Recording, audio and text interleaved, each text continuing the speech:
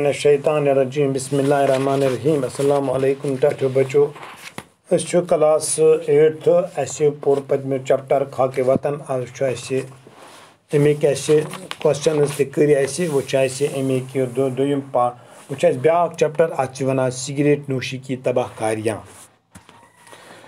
Cigarette नोशी एक बुरी आदत है। ये किसी भी तरह सेहत के लिए फ़ायदेमंद नहीं बल्कि ये कई मुज़िर असरात की हामिल है। इन्हीं मुज़िर असरात के पेश नज़र इसको बैनुल अक़वामी सतह पर इंजूरियस टू हेल्थ करार दिया गया। सिगरेट के हर पैकेट पर यह जुमला दर्ज है कि कुछ साल पहले इस जुमले में तब्दीली आई। अब हर सिगरेट पैकेट पर यह इबारत दर्ज होती है कि सिगरेट से कैंसर होता है। सरकार ने अवामी जगहों पर सिगरेट के इस्तेमाल पर पाबंदी लगाई क्योंकि इससे न सिर्फ नोश करने वालों की सेहत पर बुरा असर पड़ता बल्कि इसके करीब बैठे हुए लोगों को भी इससे काफ़ी नुकसान पहुंचता। मगर सिगरेट नोशी का शुमार फजूल खर्ची में होता है। टाटो बच्चों, सिगरेट नोशी यह सो बड़ बेमार, यह सो बड़ बुर आदत इस तमाम दुनिया मज लजम और सिगरेट नोशी बुर आदत अम सनिस माशरस मज कह फ़ायदे वातान कह अम सनिस तहजीबस कह फ़ायदे वातान कह अम सनिस यथ सेहतस कह फ़ायदे वातान कह सनिस माहौलस कह फ़ायदे वातान कह सनिस गरस कह फ़ायदे वातान कह बल्कि अम नुकसान गसान क्या गरस मज यह इस्तेमाल गरूरी कथा बच्चे अमुक मुतासर गसान बच्ची अमुक मुतासर गसान अगर तम वन हेकान कि मगर लोतो तम पत अमे सिगरेट नोशी हंद शिकार गसान। मगर अमिक जिम्मेदार बहरहाल असी आसान क्या वक्त पे अत रोक थाम करान कह यह सो मुज़िर असरात अमिक मुज़िर असरात पेश नज़र थवित बैनुल अक़वामी सतह मज आव यह करार दिन कि यह इंजूरियस टू हेल्थ सेहत खतर ठीक कह वो अमसी खतर ठीक कह मगर यह चन वोल ये गरस मज चे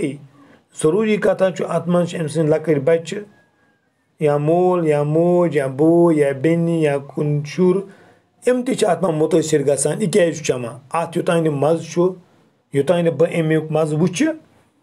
और तोतान वुच बह तेल क्या पाप चमान या मम्मी चमान या बे कह चमान नतीज नेरान कि यह गरस मज पानस गरस मज बे यह स्टार्ट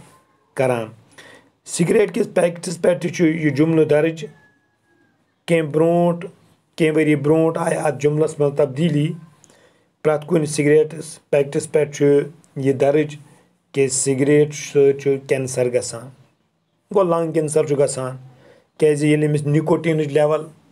ज़्यादा गई अत मज ऑलरेडी निकोटीन आसान सिगरेटस मज अमिस ज़्यादा गई खूनस मज और नतीज नेरान लंग्सन मज नतीज नेरान यह पानस नुकसान वातान अमिस कैंसर गसान क्या अमिस ऑक्सीजन यह ऑक्सीजन सती कार्बन मोनोक्साइड दिवान अत मज कार्बन मोनोक्साइड मज दुस अत मज निकोटीन आसान और यह निकोटीन अमिस लंगन मज गसान लंगन पे तुम पत साइंस मज यह पता यह खूनस मज यह ऑक्सीजन गसान अत दुस रलित और नतीज नेरान यह कैंसरुक शिकार गसान। सरकारन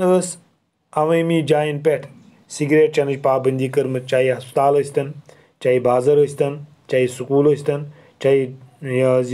क्या नाव ये पुलिस स्टेशन यस्तन या बे कह चीज़ जाय यस्तन अमन जायन लगे गवर्नमेंटन पाबंदी क्योंकि अम सद न सिर्फ सिगरेट चन वोल मुतासर गसान अम सुन सेहत बल्कि न चन वोल बहरहाल अमुक मुतासर गसान। तो लूकन अम सद काफ़ी नुकसान वातावान मगर सिगरेट नोशी फजूल खर्ची मज कुरानस मज अल्लाह ताला फरमोत इन्नल मुबज्जिरीन काना इख्वान शैताना इन्न शैताना लिरब्बिहि कफूरा फजूल खर्ची करन वोल शैतान सुन बोय और शैतान खुदाई सुन नाफरमान। इसलिए कि सिगरेट नोशी यह सानि माहौल सानि यम समाज खतर सानि सोसाइटी खतर ठीक कि अमि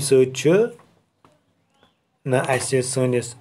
सेहतस नुकसान वातान फायदे वातान कि आज गो ये इंशाल्लाह करो बे पगह।